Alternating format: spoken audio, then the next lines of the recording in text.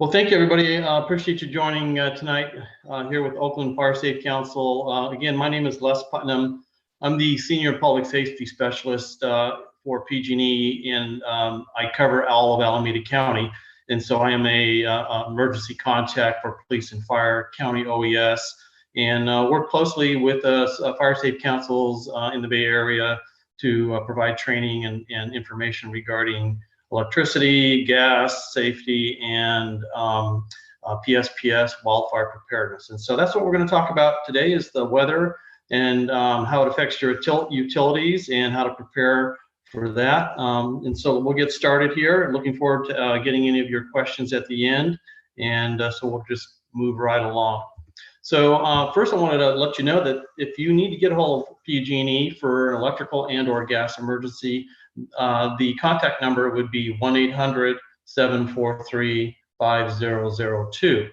And so just put that in your cell phone, keep it handy. It's a great number to have if you need to get a hold of us for situations. Please remember, if it's a smell of gas, down wires, you really want to call 911 first, and they'll also dispatch a PG&E unit to your situation. But if you have something that is not an immediate emergency to your life or limb, go ahead and call the 1-800-743-5002.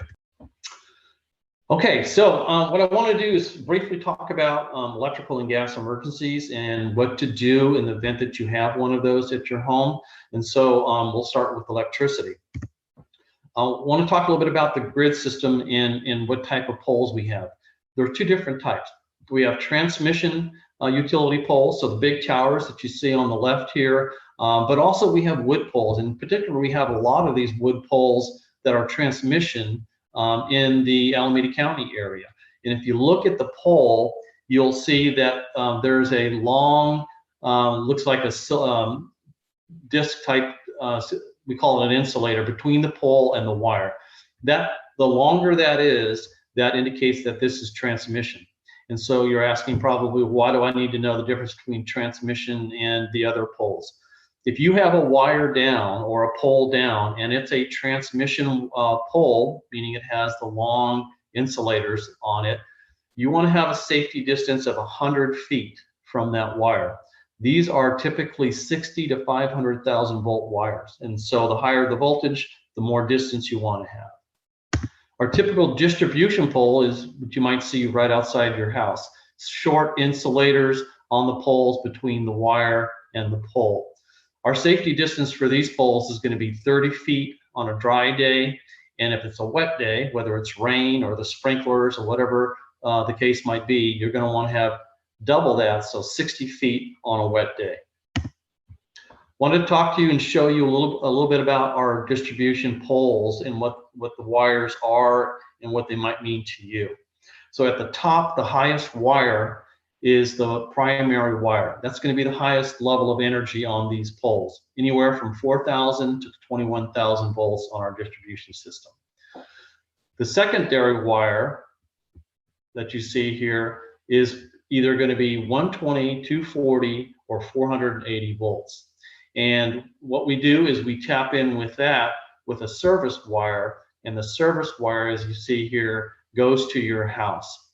That could be a 240 service wire or a 480. If you have the need for 480, we can provide 480 as long as your panel will handle it. Basically, what that means is that wire that comes to your house is every bit as dangerous as all the other wires on our pole as well. I want to also mention regarding vegetation near these wires. We do not maintain maintain vegetation around any other wires other than the primary and the secondary wires. If you look at a typical pole, there's another set of wires below our secondary, and that's going to be your communication wires, your AT&T, your fiber optics. We don't maintain the vegetation around those. So if there's trees or brush up against those wires, because they're not energized, they do not pose a threat. However, in the Bay Area, in the Tier 1 and Tier 2 areas, we maintain a minimum of 18 inches of clearance around our secondary and primary wires. If we get into the tier 3 areas and high fire threat danger, we can increase that as much as 4 feet, depending on the circuit and the a number of other factors within that area. So just so you understand that vegetation can come closer to the lower wires, but as we get into the primary wires, we want to have a greater distance for safety. So if we have a situation where there might be a wire down, or we've had an earthquake and you're outside, you really need to be aware of what's going on around you. So when you're out there, there's a number of things that you're going to be looking for. You're going to be looking at the overhead wires, and you want to see if there are any broken ends on the ground or near the ground, and if they're energized or not. You're not going to know if they're energized. They may spark, they may not, they may make noise, they may not. So the reality is you don't want to get close to those, right? Sagging wires are another issue that should be reported, as well as any leaning poles that also would create tension on the wires adjacent to those. So this is a really dangerous situation. You want to stay on the opposite side of the street, again, 30 feet away from any of these situations, and notify PG&E and 911. How do you turn off your electricity? Well, most people probably know this, but if you didn't, you should have a main panel on the outside of your house. When you go to the main panel, as you see, you'll have a glass dial. That's the PG&E dial that shows you how much energy you're using. You're above that or off to the side, you're going to have a panel you can open up, and within there will be a number of breaker switches. You're going to simply move those switches from the on position to the off position, and once you do that, look at the dial, and it should actually stop moving. If it's a digital dial, they should all go to 0. If it's an analog dial, then the small metal dial on the inside would stop moving. I believe just about everybody in the Bay Area is now on a digital dial system. One of the things I want to talk about is touch potential. So what is touch potential? Anytime a wire comes to the ground, or if it touches a fence, there's potential that if you touch that fence, and it doesn't matter how far away, that you can still get electrocuted through that. Even wood fences conduct electricity because there's moisture in wood. Moisture conducts electricity. So in the video I'm going to show you right now, you'll see what happens. There's a wire that's down, the fire department's on the scene, and then there's an arcing situation, and it creates a dangerous situation to the firefighters that are actually too close.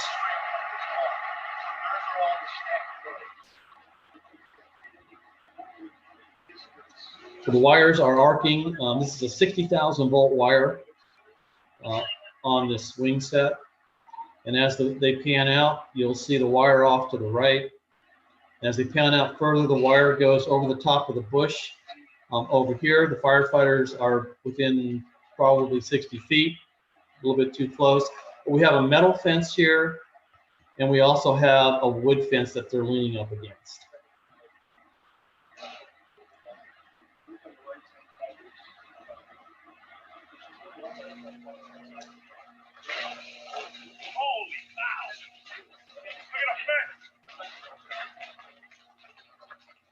What occurs here is, even though the wire is not touching the metal fence, that because it's more conductive than the wood, it now is at 60,000 volts. If they were touching that fence, they all would have been killed. So the point of this is that anytime we have wires down, inclement weather and all the other things we talked about, you need to be aware of a wire touching a fence or a guardrail or any other situation where that electricity can be conducted away from the wire towards you.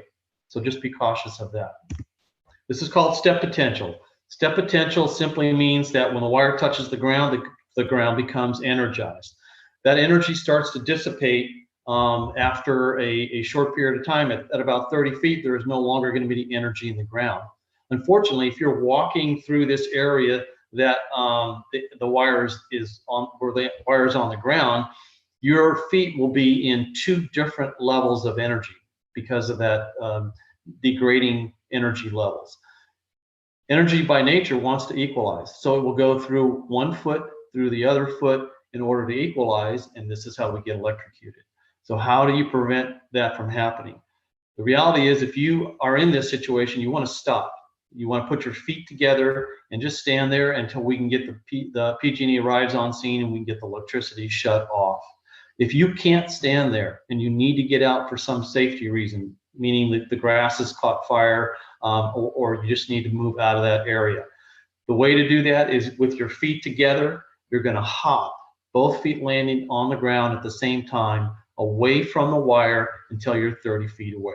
That's the only safe way to get yourself out of this situation. What do we do if a wire is on our vehicle? This happens quite often, and so there are a couple of scenarios. The wire is on your vehicle and your vehicle can be driven. You can easily put it in reverse or forward and slowly move away and have the wire fall off your vehicle. You're now in a safe situation. Move the vehicle 30 feet away, and then you can call 911 and PG&E to get us to respond out to help. If you can't drive the vehicle, there's two options. Stay in the vehicle and don't get out. You do not want to touch the vehicle and the ground at the same time. If you can't stay in the vehicle and you need to get out, that would be a life and death situation where the car is caught fire. Then there is a method to get out, and I'm going to show you a quick video here that visualizes how to do that. Honey, I gotta call you back in a couple of minutes. Oh boy, not good. Oh my gosh. Oh, okay. Plan B, exit the vehicle. But now I gotta worry about touch potential. Touch potential is risk of electrocution based on one part of the body touching an energized object like a car while simultaneously touching the ground. Electricity flows from the vehicle through the body and into the ground, essentially making me into a human jumper cable, which would be bad. I gotta jump and land with both feet together.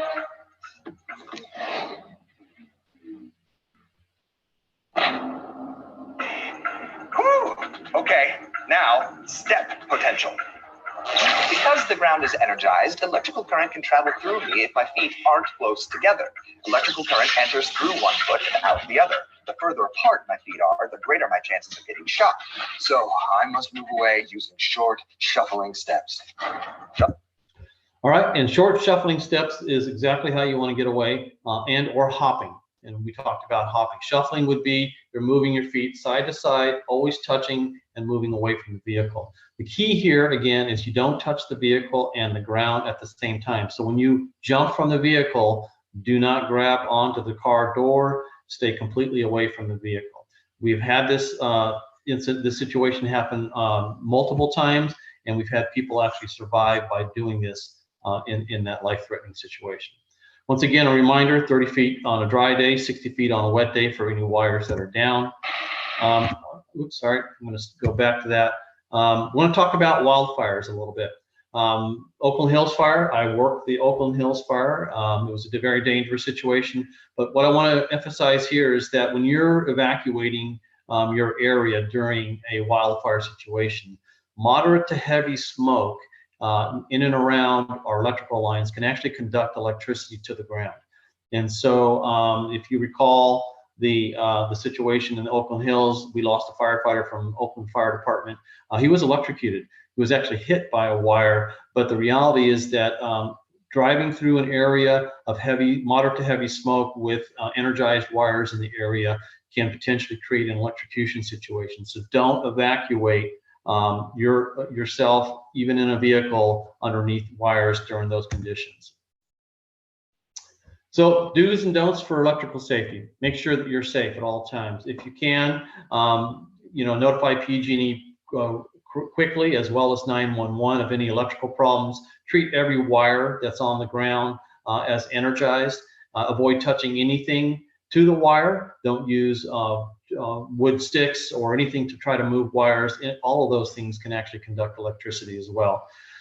Keep the public away. Remember your safety distances. And then once again, if you're in a vehicle, make sure that you stay in the vehicle if you can. And if it's unsafe, then you're going to go through that process that you saw in the video. What not to do. Just don't assume PG&E's been called. We want multiple calls. That indicates that we do have an emergency situation. So anybody and everybody calling us is a good thing. Again, don't touch the wires with gloves, or sticks, or any types of other tools. And if a fire is created by electricity, don't try to put the fire out, because you can actually get electrocuted through a fire extinguisher, through the dry chemical agent, or through a fire hose with water. So don't put it out. You need to shut the electricity off first, and then the fire can be put out safely.